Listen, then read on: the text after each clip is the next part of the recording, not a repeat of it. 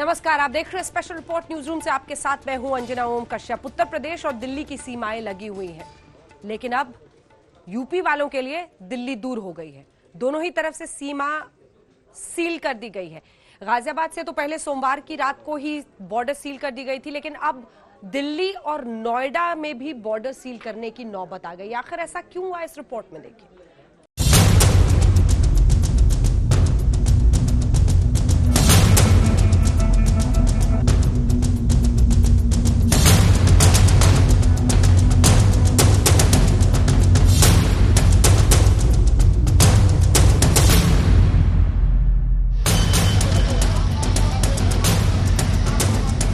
सीमाएं सटी हुई हैं, लेकिन दिल्ली अब दूर हो गई है।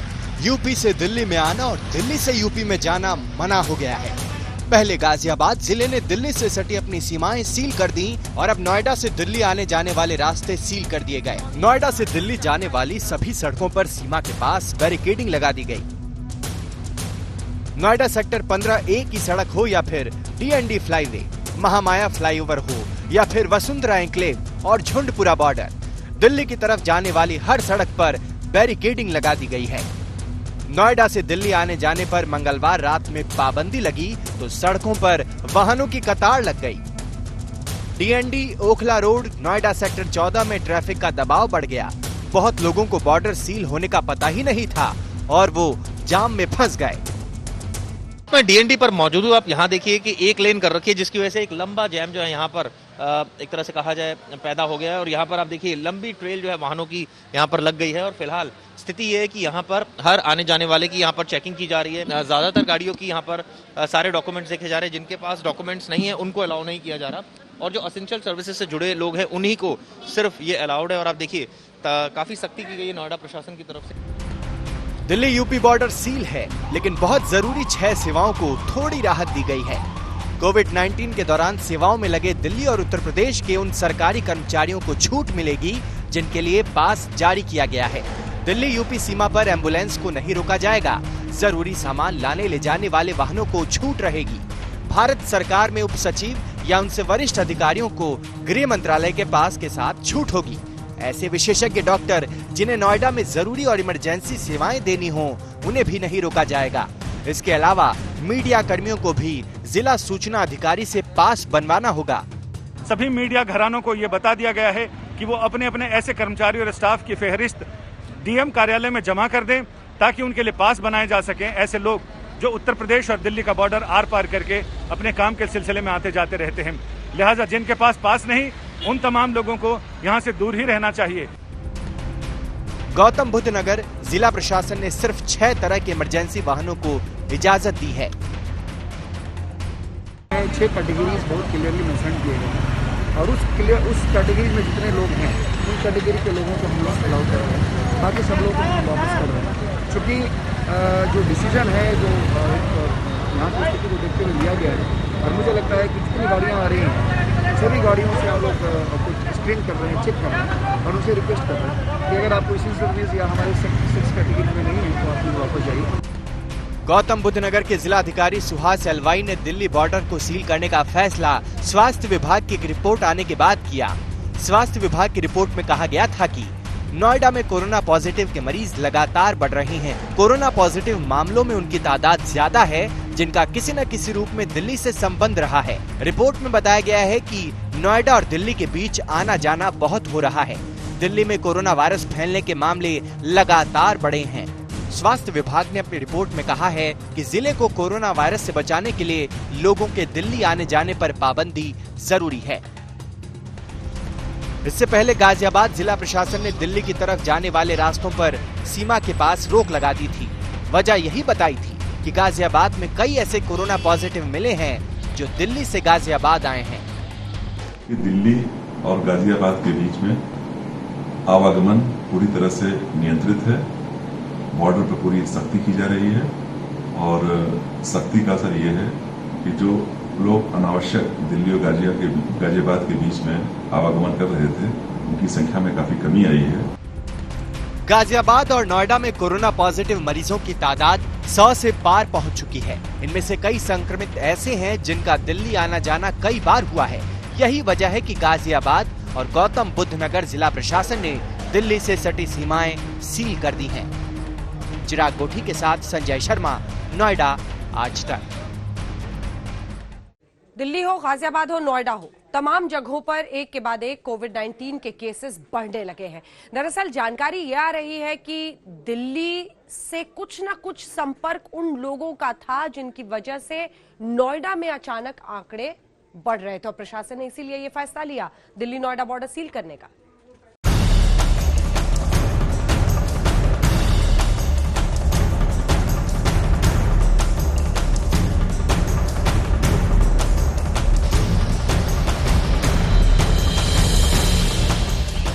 यूपी से दिल्ली जाना या फिर दिल्ली से यूपी में दाखिल होना आम लोगों के लिए फिलहाल मुश्किल ही नहीं, नामुमकिन हो गया है।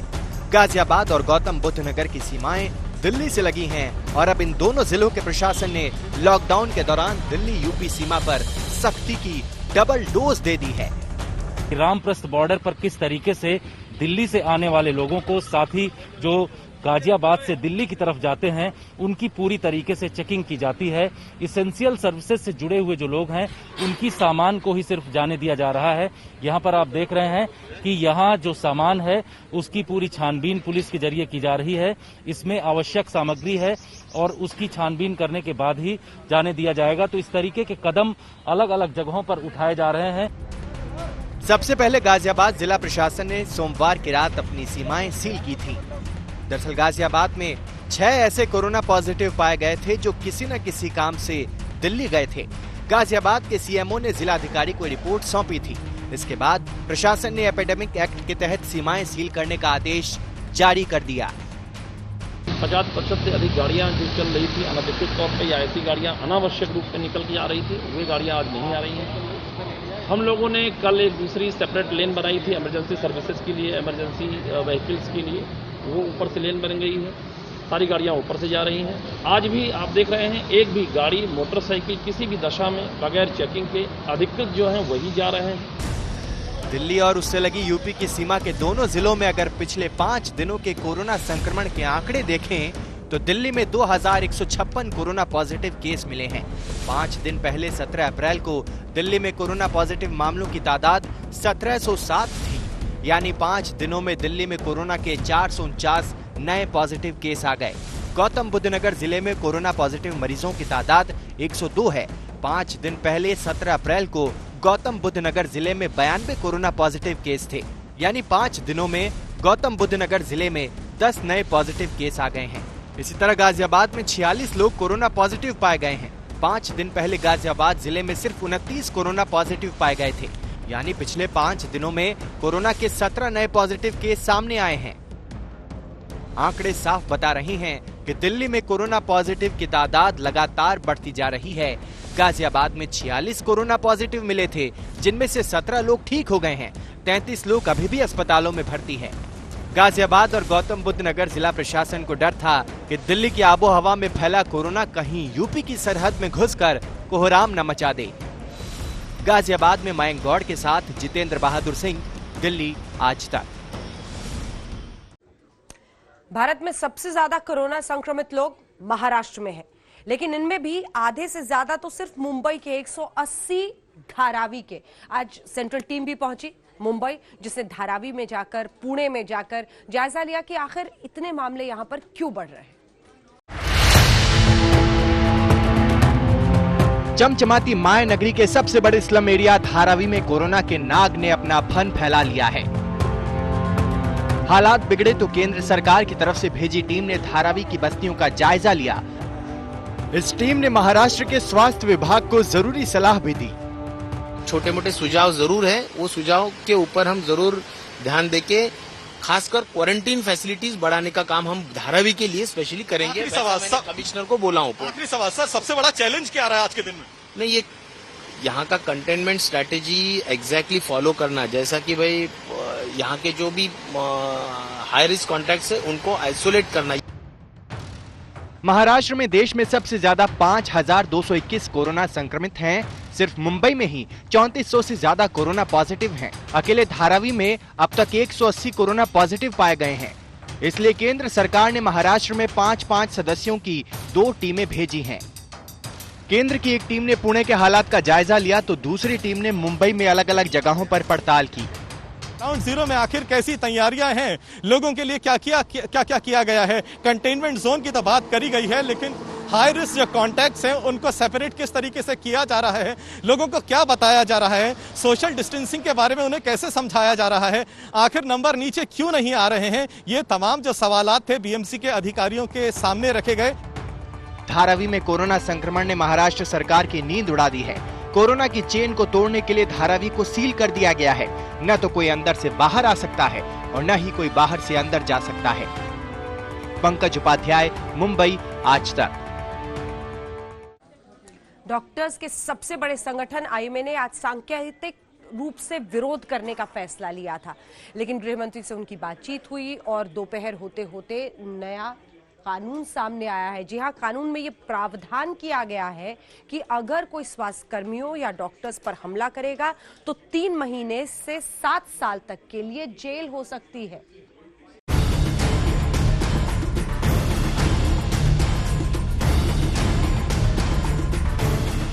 शहर बेशक अलग अलग हैं, लेकिन हमला झेलने वालों का कर्तव्य और धर्म एक ही है, बीमार और जरूरतमंद मरीजों का इलाज, वो भी अपनी जिंदगी दांव पर लगाकर।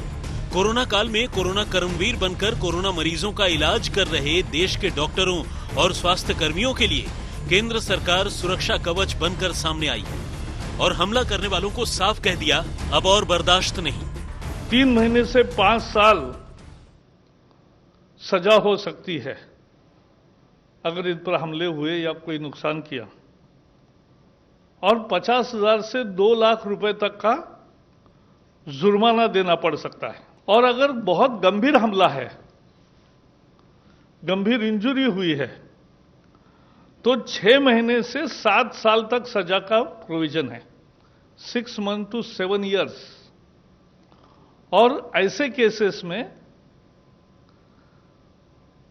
जो जुर्माना है वो 1 लाख से 5 लाख तक है। मोदी सरकार ने बड़ा फैसला लेते हुए 1897 से चले आ रहे महामारी कानून में बदलाव करते हुए अध्यादेश को तत्काल प्रभाव से मंजूर करते हुए लागू कर दिया। केंद्रीय मंत्री प्रकाश जावड़ेकर ने आज ये जानकारी दी कि अगर हमलावरों ने स्वास्थ्य कर्मियों की गाड़ी या किसी दूसरी चीज का नुकसान किया तो उनसे बाजार वैल्यू से दुगनी कीमत वसूल की जाएगी। समझो उनकी गाड़ी का नुकसान हुआ, उनकी क्लिनिक का नुकसान हुआ, तो जो भी उसकी कॉस्ट है, मार्केट वैल्यू, उसके 2 गुना जिसने हमला किया उनसे वसूला जाएगा। अंग्रेजों के जमाने में बने 123 साल पुराने कानून में बड़ा बदलाव करके सरकार ने एक साथ 2 संदेश दिया। पहला ये कि धरती पर डॉक्टर के रूप में इन फरिश्तों की सुरक्षा के प्रति वो दृढ़ संकल्प है, और दूसरा ये कि इंसान की शक्ल में हमला करने वाले शैतानों का इलाज ऐसे ही सख्त फैसलों से होगा। दिल्ली से पोलोमी साहा के साथ आज तक ब्यूरो। खबरों की शुरुआत कोरोना के मामलों के साथ। महाराष्ट्र में एक बार फिर नए सिरे से मामलों में जबरदस्त रफ्तार सामने आई है। महाराष्ट्र में 24 घंटे में कोरोना के 431 नए केस आए हैं। पिछले 24 घंटे में कोरोना की वजह से महाराष्ट्र में 18 लोगों की मौत हो चुकी है। महाराष्ट्र में कोरोना से अब तक 269 मौतें हुई हैं। मुंबई में 24 घंटे में कोरोना के 232 नए मरीज हैं। अकेले मुंबई में देखिए 161 लोगों की अब तक मौत हो चुकी है कोरोना की वजह से, और महाराष्ट्र में अब तक कोरोना के 5,649 मरीज। कितने झूठ बोल रहा है मौलाना साद, आइए आपको दिखाते हैं। इस इंटरव्यू में एक के बाद एक दावे और सब के सब धराशायी हो रहे हैं। मौलाना साद तो अब ये भी कह रहा है जमातियों से कि ठीक होने के बाद प्लाज्मा दीजिए, प्लाज्मा थेरेपी के लिए। क्या इसी के जरिए बचने की कोशिश है मौलाना साद की?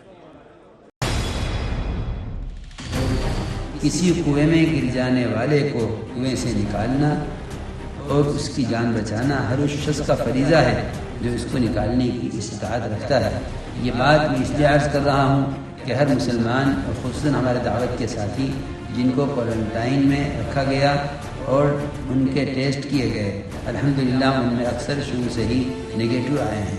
लेकिन बाज़ लोगों के पॉजिटिव आने के बाद उनका इलाज किया गया और उनमें भी अल्हम्दुलिल्लाह अक्सर नेगेटिव होकर सेहतयाब हो गए हैं।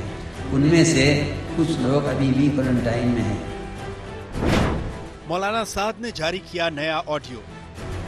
तो ऐसे लोगों की कोरोना के मरीजों के इलाज के लिए प्लाज्मा यानी खून डोनेट करना इसकी ज़रूरत है। मौलाना साद ने निकाली बचने की तरकीब। लिहाजा ऐसे तमाम हजरात से दरख्वास्त है कि जिनको भी हमारा पैगाम मौसूल हो वो सारी इंसानियत पर तरस और रहम खाकर अल्लाह की रज़ा के लिए इंसानियत के काम आएँ। मौलाना साद ने कहा जमाती अपना खून डोनेट करें। प्लाज्मा खून डोनेट करने के लिए हुकूमत की मदद करें। कोरोना संक्रमितों के लिए जमातियों से प्लाज्मा देने की अपील। प्लाज्मा खून डोनेट करने के लिए हुकूमत की मदद करें। अब मौलाना साद का कोई हथकंडा काम नहीं आएगा।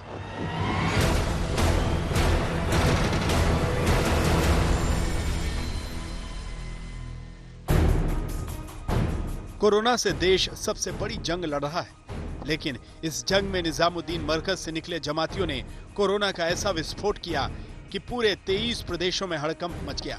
अब तक हजारों जमाती पकड़े जा चुके हैं तो सैकड़ों जमाती छिपे बैठे हैं और छिपा बैठा है इन जमातियों को कोरोना करियर बनाने वाला मरकज का हेड मौलाना साद भी। लेकिन मौलाना साद ने जो गुनाह किया है उस गुनाह से अपना दामन छुड़ाने के लिए वो नई नई तरकीबें खोज रहा है। जी हाँ, अब मौलाना साद जमातियों के लिए नया संदेश लेकर हाजिर हुआ है। किसी कुएं में गिर जाने वाले को कुएं से निकालना और उसकी जान बचाना हर उस शख्स का फरीज़ा है जो इसको निकालने की इस्तात रखता है। ये बात मैं इसलिए अर्ज़ कर रहा हूँ कि हर मुसलमान और ख़ुसूसन हमारे दावत के साथी जिनको क्वारंटाइन में रखा गया और उनके टेस्ट किए गए, अल्हम्दुलिल्लाह उनमें अक्सर शुरू से ही नेगेटिव आए हैं, लेकिन बाज़ लोगों के पॉजिटिव आने के बाद उनका इलाज किया गया और उनमें भी अल्हम्दुलिल्लाह अक्सर नेगेटिव होकर सेहतयाब हो गए हैं। उनमें से कुछ लोग अभी भी क्वारंटाइन में हैं। तो ऐसे लोगों की कोरोना के मरीज़ों के इलाज के लिए प्लाज्मा यानी खून डोनेट करना इसकी ज़रूरत है। लिहाजा ऐसे तमाम हजरात से दरख्वास्त है कि जिनको भी हमारा पैगाम मौसूल हो वो सारी इंसानियत पर तरस और रहम खाकर अल्लाह की रज़ा के लिए इंसानियत के काम आएँ और प्लाज्मा खून डोनेट करने के लिए हुकूमत की मदद करें। मौलाना साद ने क्या खूब दिमाग का इस्तेमाल किया है, क्योंकि हाल ही में दिल्ली के मैक्स अस्पताल के डॉक्टरों ने प्लाज्मा थेरेपी से कोरोना संक्रमित का सफल इलाज किया। बस मौलाना साद ने यही बात पकड़ ली। मौलाना की पूरी साजिश से पर्दा उठाएं, उससे पहले आपको प्लाज्मा थेरेपी क्या होती है वो बता देते हैं। इंसान के खून में 4 चीजें होती हैं। पहली रेड ब्लड सेल, दूसरी व्हाइट ब्लड सेल, तीसरी प्लेटलेट्स और चौथी प्लाज्मा। प्लाज्मा खून का तरल यानी लिक्विड वाला हिस्सा होता है। शरीर में किसी वायरस के आ जाने पर प्लाज्मा ही एंटीबॉडी बनाने में मदद करता है। तो क्योंकि कोरोना भी शरीर में बाहर से आने वाला एक वायरस है, ऐसे में हमारा शरीर इससे लड़ने के लिए खुद ब खुद एंटीबॉडीज बनाता है, जिसमें सबसे बड़ी भूमिका होती है रक्त में मौजूद प्लाज्मा की। आपका शरीर कितनी ज्यादा एंटीबॉडीज बनाने में कारगर है, यही बात कोरोना को हराने के लिए जरूरी है। शरीर अगर जरूरत के अनुसार एंटीबॉडीज बना लेता है तो ठीक हो सकता है। अगर किसी व्यक्ति में कोरोना वायरस का संक्रमण होता है और वो इस जंग में जीत जाता है तो वो भी प्लाज्मा डोनेट कर सकता है। ऐसा इंसान कोरोना नेगेटिव आने के 2 हफ्ते बाद ही प्लाज्मा डोनेट कर सकता है और ये प्लाज्मा बीमार या संक्रमित शरीर में जाकर फिर से अपना काम शुरू करते हैं और मरीज को ठीक करने में मदद करते हैं। मौलाना साद ने बचने के लिए प्लाज्मा वाली खूब तिकड़म निकाली है, लेकिन ये सब जानते हैं कि मौलाना साद के इस अपील के पीछे मकसद क्या है। देखिए, ये गुमराह कर रहे हैं और मौलाना साद को खुद सामने आना चाहिए सबसे पहले और खुद सामने आके बताना चाहिए। आप लीड कर रहे हैं जमात को पूरी और मरकज़ को लीड कर रहे हैं और आप ही गायब हैं। और आप कभी अपना वीडियो भेज देते हैं, कभी कोई लेटर भेज देते हैं, कभी कोई बात कह देते हैं, सिर्फ इसलिए कि आपके केसेस हल्के हो सके। मौलाना साद जानता है कि अब उसे अपने गुनाहों का हिसाब देना होगा। ईडी से लेकर दिल्ली पुलिस की क्राइम ब्रांच उससे सवाल जवाब करना चाहती है, लेकिन मौलाना साद बाहर आने के बजाय रोज एक नया ड्रामा कर रहा है। तबलीगी जमात के मुखिया मौलाना साद ने अपना पहला इंटरव्यू दिया है, जिसमें उसने कहा है, यह कहना गलत है कि मैं किसी से छिपा हूं। अपने डॉक्टर की सलाह के अनुसार मैं दिल्ली में क्वारंटीन था। कानून प्रवर्तन एजेंसियां इससे पूरी तरह अवगत हैं। यही कारण है कि इस अवधि के दौरान भी आईओ से 2 नोटिस दिए गए और उन्हें पहले से ही जवाब दे दिया गया है। आईओ ने मुझे कोविड-19 का टेस्ट कराने के लिए कहा, जो कि प्रक्रिया में है और इसका परिणाम जल्द ही आ जाएगा। मेरे बेटे की उपस्थिति में मेरे घर में भी खोजबीन की गई, जो क्वारंटीन नहीं है। अगर मैं छिपा होता तो ये कैसे होता? लेकिन मौलाना साद का झूठ यही पकड़ा जाता है। आज तक से बातचीत में खुद मौलाना साद के बेटे ने कहा था उनके पिता का कोरोना टेस्ट नेगेटिव आया है। नमस्कार जनाब। ये आपके फादर कैसे हैं अभी मौलाना साद साहब? हाँ जी ठीक है। आप कौन बात कर रहे हैं? तो मतलब अभी उनको कोई कोरोना तो नहीं है ना? नहीं नहीं, ऐसी तो कोई बात नहीं। मौलाना साद हर रोज रंग बदल रहा है। उसे पता लग चुका है कि उसका बचना नामुमकिन है, तो वो तरह तरह के हथकंडे आजमा रहा है और कोरोना के इलाज में जमातियों से सरकार का साथ देने की बात कर रहा है। आज तक ब्यूरो। अब आइए आपको दिखाते हैं अलीगढ़ की तस्वीरें, जहां लॉकडाउन के दुश्मन और कोरोना वॉरियर्स आमने सामने थे। पुलिस वालों के साथ आमने सामने की ऐसी भिड़ंत।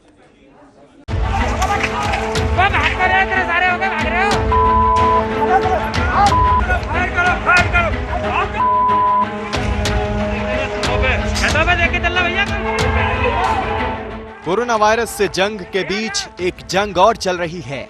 जी हां, लॉकडाउन के दुश्मनों से।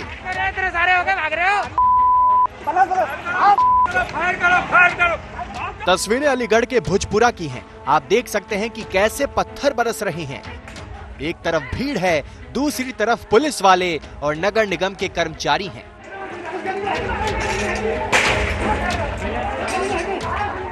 दोनों तरफ से ईंट पत्थरों की बरसात हो रही है।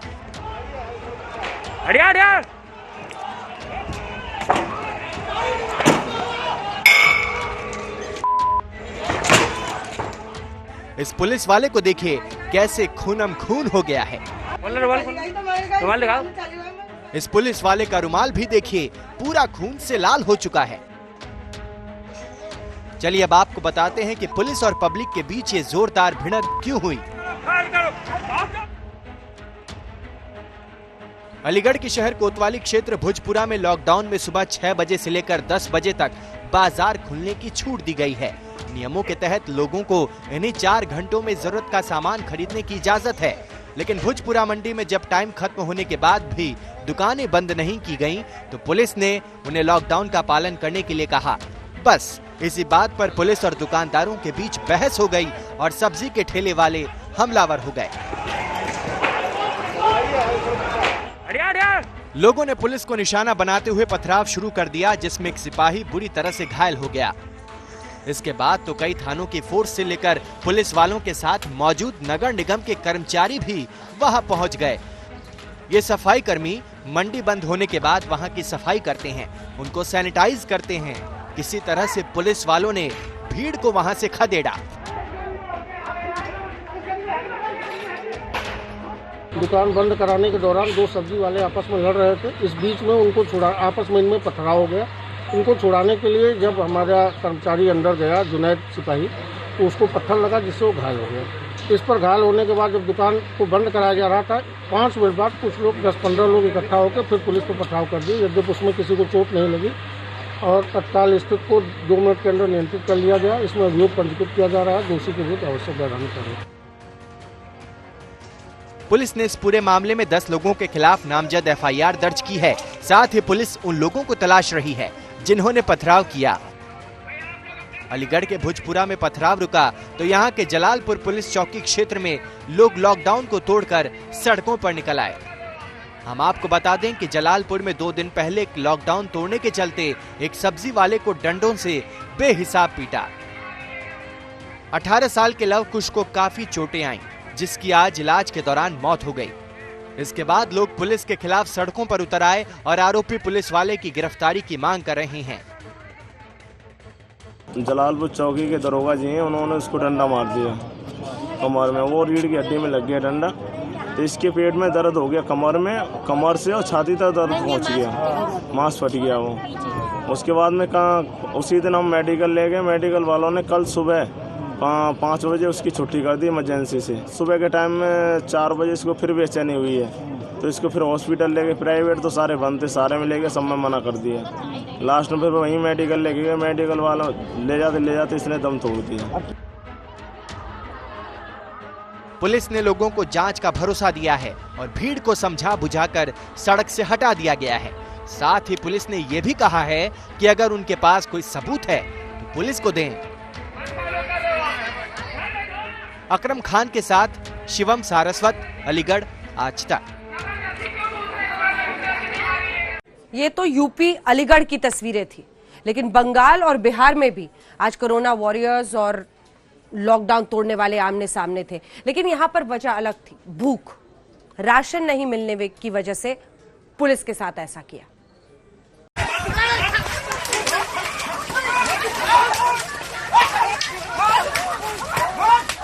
ये भूख की जंग है जो लॉकडाउन के बीच पुलिस और पब्लिक के बीच छिड़ी हुई है। आप देख सकते हैं कैसे पुलिस और लोगों के बीच भयंकर गुत्थम गुत्था हो रही है।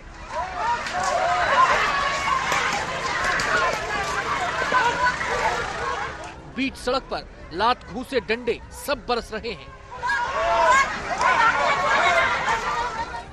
कोरोना वायरस की महामारी के चलते देश में जारी लॉकडाउन के बीच पश्चिम बंगाल के नॉर्थ 24 परगना जिले में पुलिस और स्थानीय लोगों में भिड़ंत हो गई।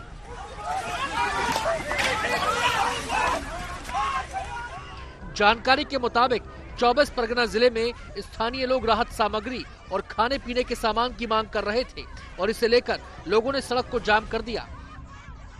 भीड़ को बढ़ता देख बादुरिया पुलिस स्टेशन के जवानों ने लाठीचार्ज कर दिया, जिसके बाद पुलिस और लोगों के बीच जबरदस्त हाथापाई हो गई।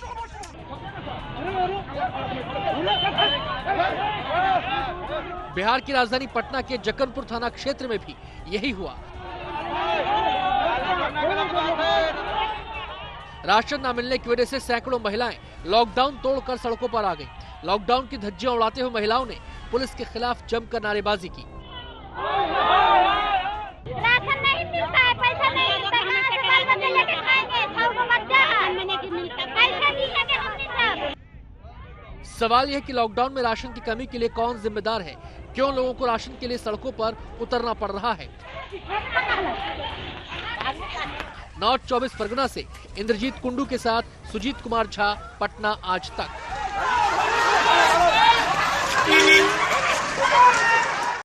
डॉगी के लिए पुलिस से भिड़ंत और सड़क पर जो ड्रामा हुआ, देखिए इस रिपोर्ट में।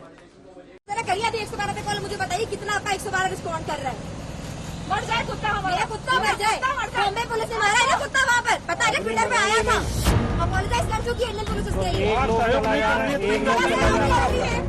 ऐसा लगता है कि लॉकडाउन में पुलिस वाले बड़े लोगों से कुछ न कहें और कुछ कह दिया तो झट से पुलिस वाले से ही नाम पता पूछने लगते हैं। रौब ऐसा है कि कमिश्नर साहब भी अपनी टीम को ऐसे नहीं डांटेंगे। जी हाँ, लखनऊ में लॉकडाउन के बीच 3 महिलाएं अपने कुत्ते को लेकर निकली। पुलिस वालों ने बैरिकेडिंग पर रोका तो गलती मानने के बजाय सीधे हावी हो गई। सर यहाँ पे ये परेशान कर रहे हैं, आप बात करिए। हेलो सर, ये यहाँ सड़क पे पुलिस ने रोका हुआ है, ये जाने नहीं दे रहा। आप एक बार बात कर लीजिए, हम बहुत हैरेस कर रहे हैं।